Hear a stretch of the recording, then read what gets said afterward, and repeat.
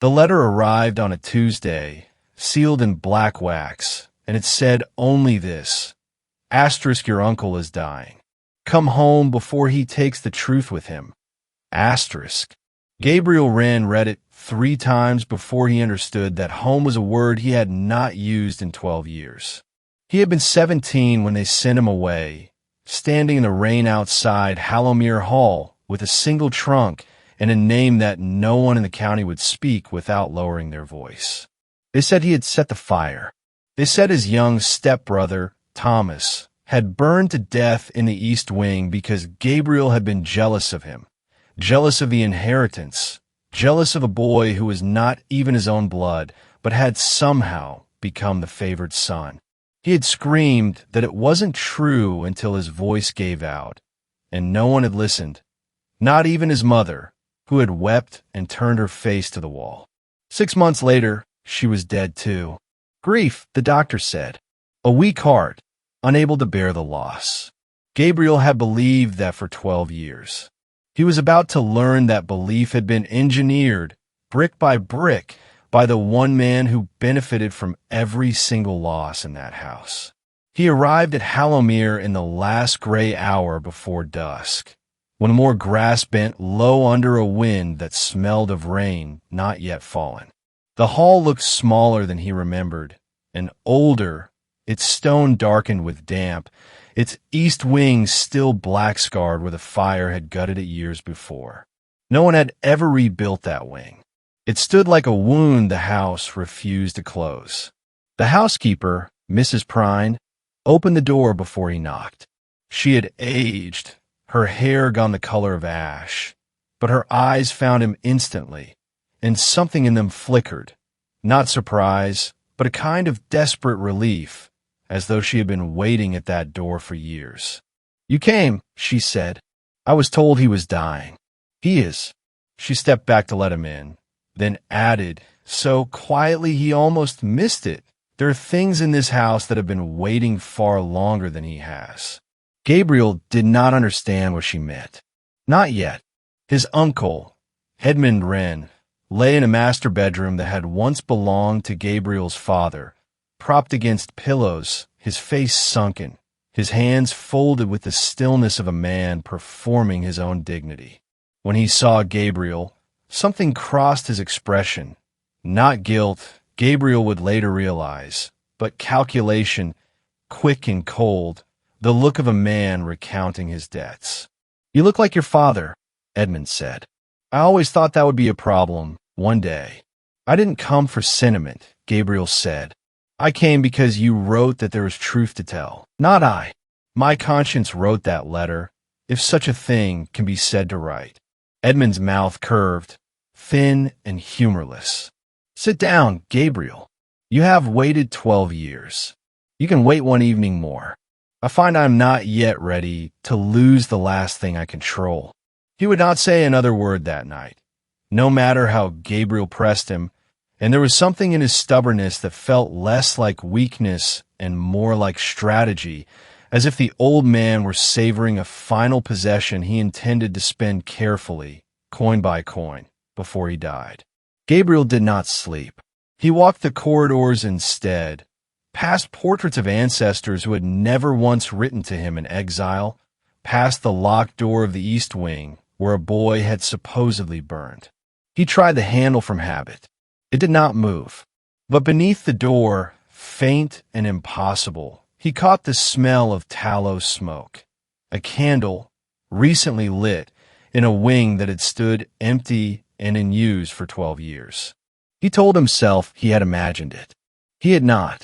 The following morning, Mrs. Prine found him standing before that door again, and this time her composure broke just slightly enough to let something honest through.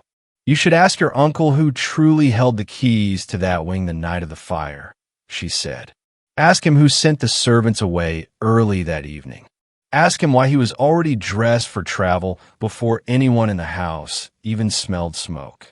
Gabriel felt the floor of his understanding shift beneath him. "Are you telling me my uncle set the fire?" "I am telling you to ask the right questions," she said, and would not be drawn further. though her hands trembled as she said it. He asked Edmund that afternoon, plainly, without the courtesy he no longer felt the man deserved. Edmund did not deny holding the keys. He did not deny sending the servants away. He simply smiled, the smile of a man who had waited years to finally be interesting to someone. "You were always so certain of your own innocence," Edmund said. "It never once occurred to you to wonder whose interests were served by your guilt. Whose, then? Ask yourself who inherited Hallowmere the day your mother's heart gave out, and you were 3 counties away, unable to contest a will you were never shown."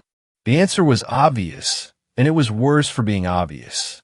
Edmund had managed the estate as guardian after Gabriel's exile, and had never once relinquished that management, because there had been no one left to challenge him.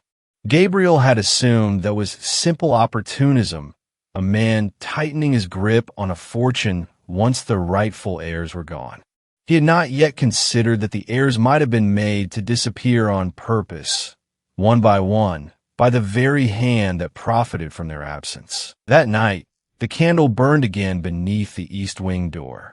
Gabriel broke the lock himself, using an iron bar from the stable, his heart hammering with something between fury and a terror he could not name. The door gave with a groan that seemed to wake the whole sleeping house. Inside, the corridor was cold and scorched black along the walls, exactly as memory had preserved it, except for one detail memory could not have prepared him for. At the far end, behind a second door that had clearly been added long after the fire, a thin line of candlelight glowed beneath the frame. He pushed it open. A man sat inside, thin, gray before his time, flinching from the sudden light like something that had lived too long in the dark. For a long moment, neither of them spoke. Then the man lifted his face fully into the candle glow, and Gabriel felt 12 years collapse into a single unbearable second. It was Thomas, his stepbrother, the boy the whole county believed had burned to death. Alive, hollowed by years of confinement, staring at Gabriel as though he too could not quite trust his own eyes. "You're supposed to be dead," Gabriel said, the words tearing out of him before he could soften them.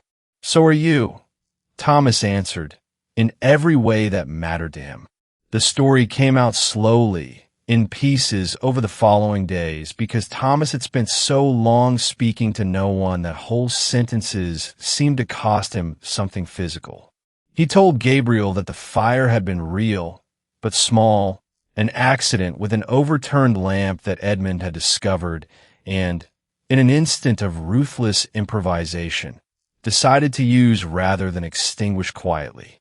He had pulled Thomas from the smoke himself, then hidden him, then let the county believe the boy had perished, because a dead heir was no threat to a guardian's control of an estate, while a living one eventually was.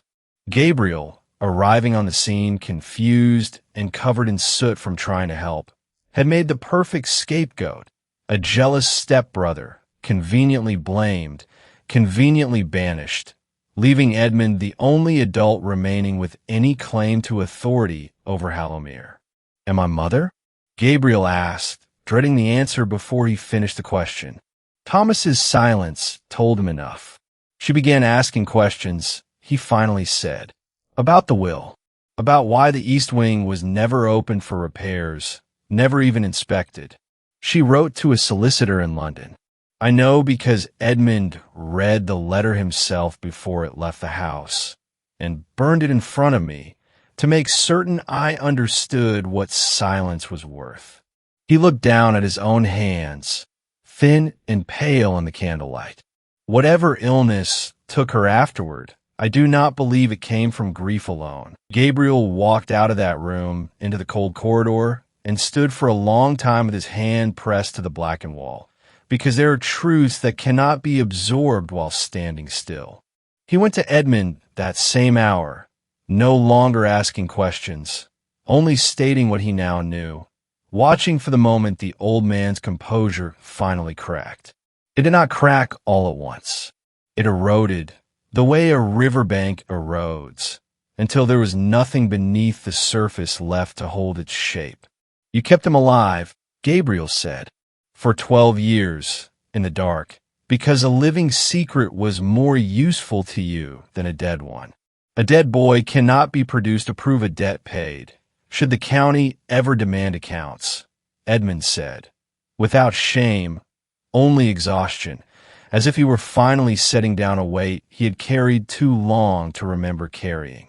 A living one, hidden, was insurance. I told myself I would free him eventually. There was always a reason to wait one more year. And my mother? For the first time, something like genuine hesitation crossed Edmund's face. I did not intend that outcome. I intended only to frighten her into silence. What happened afterward was not entirely of my making. He met Gabriel's eyes, and whatever remained of the composed old man in the bed seemed to fall away entirely, though I will not pretend I mourned it. Her silence was convenient, however it came. It was, Gabriel would think later, the most honest sentence his uncle had ever spoken to him, and also the most damning. He did not strike the old man, though every part of him wanted to. He did something he judged would hurt Edmund far more. He rode that same night to the county magistrate, with Mrs. Prine as witness and Thomas, pale, trembling, but alive and undeniably real, beside him in the carriage, and by morning the story that had defined Gabriel's exile for 12 years had been entirely rewritten in the eyes of every person who had once believed it. Edmund Wren did not live to stand trial. He died 3 days later, in the same bed where he had first summoned Gabriel home, and Gabriel found that he felt neither triumph nor grief at the news, only a kind of quiet that comes after a long storm has finally passed over a house still standing. He and Thomas stayed at Hallowmere through that winter, slowly, carefully, unlocking the rooms that had been sealed for over a decade, letting light back into corridors that had forgotten it. They found their mother's unfinished letter to the solicitor pressed inside a book in the library, exactly where she must have hidden it before Edmund could reach his second time, and reading her words in her own hand was, for Gabriel, the closest thing to speaking with her again that the world would ever allow him. In spring, they finally opened the east wing to the sky, tearing down what remained of the scorched timber, and Gabriel stood in the wreckage with Thomas beside him, both of them looking at the blackened stone that had once been used to bury the truth of who they were. We could rebuild it exactly as it was, Thomas said. Gabriel shook his head. No, let's stay open. Let people see straight through it. Because that, in the end, was the only kind of justice the house had left to offer them. Not vengeance, though vengeance had, in its own way, arrived unasked, but the simple, hard-won relief of a truth finally allowed to stand in daylight, where no one could lock it away again.